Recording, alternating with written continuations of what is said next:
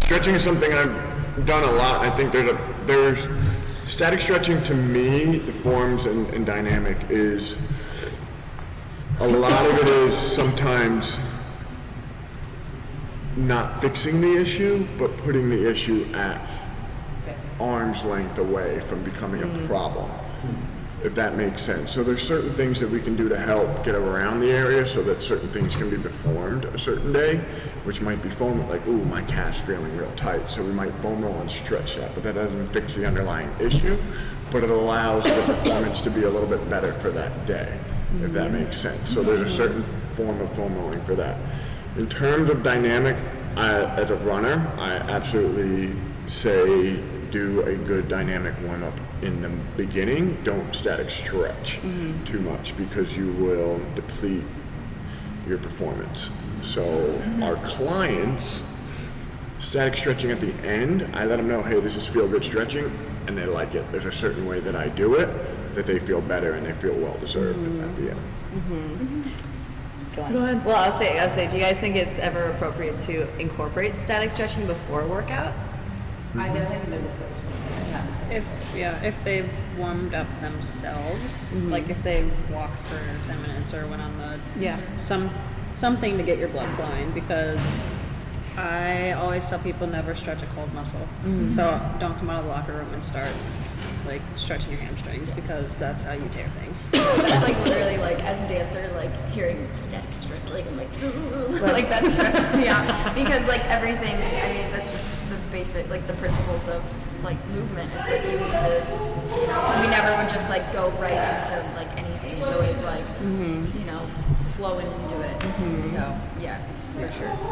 Yeah. Which that's kind of funny because I'm coming from a cheerleading background where we static stretch all the time. Before practice? Not necessarily before practice, but especially after, because like we're always, you're pulling tricks and you're doing things, like you need to be able to put your leg over your head. I would not, I would get stuck. Yeah, I mean, it would, because like, because there's certain things that you need to do that you can't get from a dynamic stretch, but that's like a very specialized, like that's a specialized sport or thing that you're doing. So for like a general person, I mean, I will stretch my clients because, like Ted said, I think it's very important to also explain to your clients that a lot of them have been recently, since the foam rollers became like a boom, they think that foam rolling is stretching. So they're like, oh, I stretch. And I'm like, so what exactly do you stretch? And it's like, well, I foam rolled this, and they name me all body parts.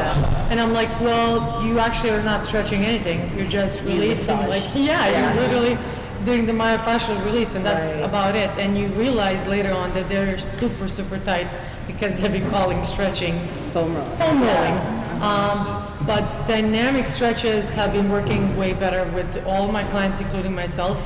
They actually got me to the point that I was able to correct my anterior pelvic tilt as well as not having a butt wink for over, 20 something years.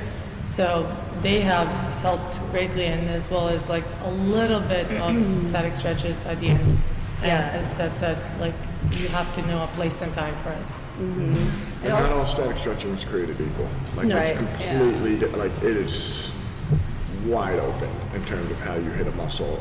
Like static stretching is just holding it, but how you're holding it, where you're holding it needs to be discussed. Right, if there's tension anywhere else, like because of that, because of how you're holding it. Where should I be feeling this? Well, you know, depends on the stretch, depends on what's tightest. That's generally where you're going to feel it. Absolutely. With dynamic stretching, like, you know, your joints are encased in this fluid called synovial fluid, and just the act of like moving it around, it helps to lubricate your joints. So I always tell people like motion is lotion, you know, and that just protects not just your muscles but also your joints too. And I think static stretching can also be a form of like correcting the body too, of like what Ted was saying, like teaching yourself how to hold, so like what parts to release, so that you can move more efficiently too.